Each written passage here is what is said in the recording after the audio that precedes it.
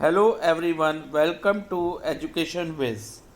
In this video, we are going to do question number 6 of exercise 7.1 class 9 NCERT mathematics book. See बेटा question में given क्या है पहले हम ये देखते हैं. It is given AC equal to AE. AC line ये वाली है, ये इक्वल है AE के. सी इधर डबल मार्क किया हुआ है. AC equals to AE.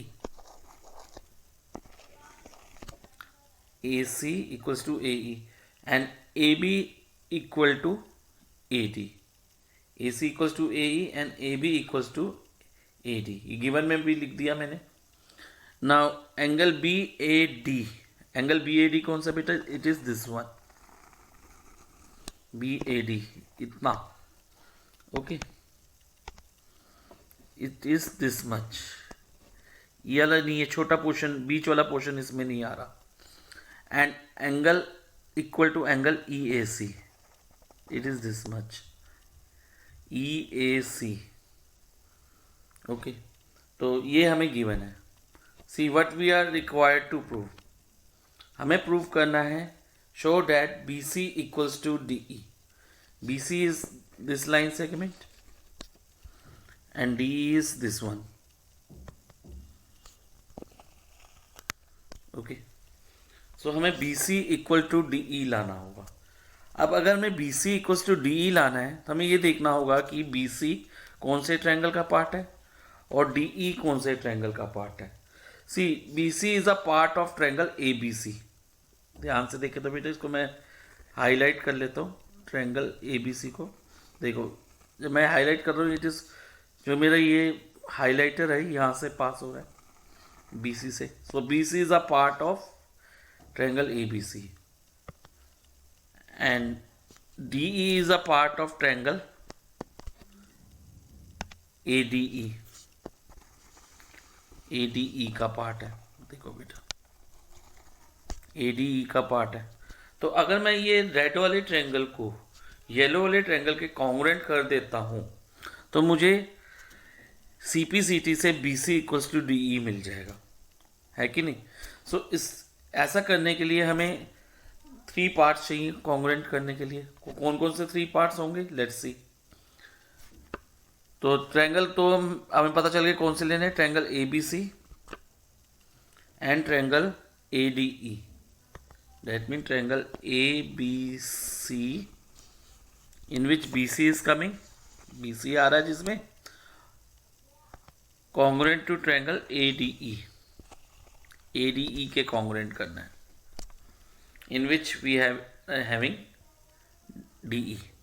तो इसमें कौन कौन से पार्ट्स हमें गिवन है स्ट्रेट फॉरवर्ड. एक तो ये दिया है AB equals to AD.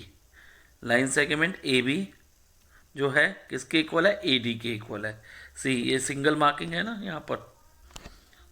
So AB equals to AD and AC equals to AE. AC equals to AE ऐसे है क्योंकि AC में डबल मार्किंग है और AE में भी डबल मार्किंग है. तो ये दोनों गिवन हो गए. दो पार्ट तो हमें इजीली विजिबल है. अब तीसरा पार्ट क्या रहेगा, लेट्स सी. क्या अब हमें गिवन है कि angle BAD equal to angle EAC given है. नाउ वॉच केयरफुली बेटा, ध्यान से देखें. तो एंगल BAD जो है ना हमारा, वो है ये this one. It is this much. लेकिन अगर हमें इस ट्रायंगल को कॉन्ग्रुएंट करना है, जैसे AB और AC इस ट्रायंगल की साइड थी, तो एंगल हमारा होना चाहिए था एंगल BAC. कौन सा होना चाहिए था? BAC.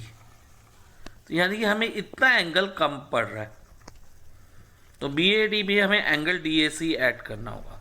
इसी तरह से अगर हमें ये इस साइड में EAC दिया हुआ है, देखो इधर EAC, लेकिन हमें चाहिए कितना? हमें DE वाला ट्रायंगल लेना है जिसमें DE आ रहा है. तो वो वाला ट्रायंगल के लिए एंगल कौन सा कंसीडर करना चाहिए मुझे एंगल करना चाहिए EAD. अगेन उसमें फिर मुझे ये वाला DAC पोर्शन जोड़ना पड़ेगा. तो अब हमारा नेक्स्ट स्टेप होगा adding angle DAC on both side. अगर हम बी ए डी में डी ए सी ऐड करते तो हमें बी ए सी मिल जाता है, और अगर हम ई ए सी में डी ए सी ऐड करते हैं तो हमें ई ए डी मिलता है. So let's do that. तो adding D A C on both side, B A D में भी हमने क्या ऐड कर दिया, डी ए सी, ये वाला एंगल ऐड कर दिया, तो हमें क्या मिलेगा, बी ए सी. ओके, और जब हम ई ए सी में ऐड करेंगे, ई ए सी कौन सा ट्रायंगल है बेटा, इट्स एंगल है, कौन सा एंगल है, ये वाला. इसमें अगर हम ये वाला पोर्शन ऐड करते हैं तो हमें ई ए डी मिलता है. So angle B A C equals to angle D A D हो गया. बी ए सी किसके इक्वल हो गया, एंगल डी ए ई के. अब जब ये दोनों एंगल इक्वल आ गए तो इसे हम इक्वेशन 3 मार्क कर लेंगे. इक्वेशन 1 और 2 जो ऑलरेडी गिवन था हमने उनको ले लिया, और इक्वेशन 3 हो गई. अगर हम फ्रॉम इक्वेशन 1, 2 एंड 3 से हम क्या ऑब्जर्व करेंगे कि दो साइड इस ट्रायंगल की ए बी और ए सी, और उनका इंक्लूडेड एंगल कैसे कह रहे हैं कि बेटा हम इस तरह से, ये इंक्लूडेड एंगल किसके इक्वल है, दूसरे वाले ट्रायंगल यानी कि ट्रायंगल ए डी ई के A D, side A D और ए ई, और उसके इंक्लूडेड एंगल के सी. तो ये दोनों ट्रायंगल साइड एंगल साइड से कॉन्ग्रुएंट हो जाएंगे. That mean this is side, then angle, then side. अब दूसरे ट्रायंगल में भी देखें तो पहले साइड आ रही है, फिर एंगल आ रहा है, फिर साइड आ रही है, तो they are congruent by S A S. So triangle ABC is congruent to triangle ADE by SAS congruency rule. So by CPCT अब हमारा रह गया BC equals to DE.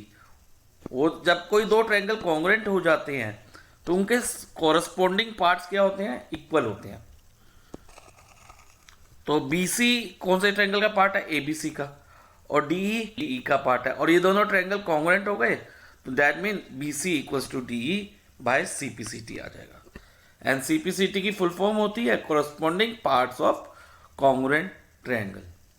So in this way our question number 6 is completed. Thank you.